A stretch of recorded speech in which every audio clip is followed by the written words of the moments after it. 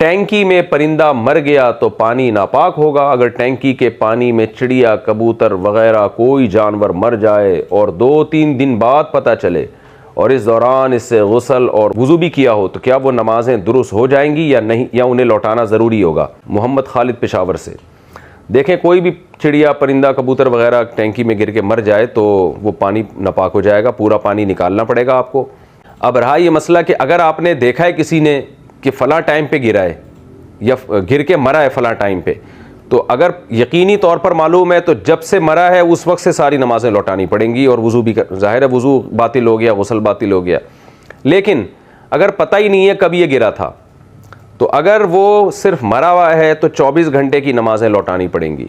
और अगर मर के फल यानी फूल के फट भी गया है, वो एक जैसे चीथड़े निकल जाते हैं, लाश फूल जाती है, इस तरह की कोई कैफियत है तो फिर 3 दिन की नमाज़ें लौटानी पड़ेंगी।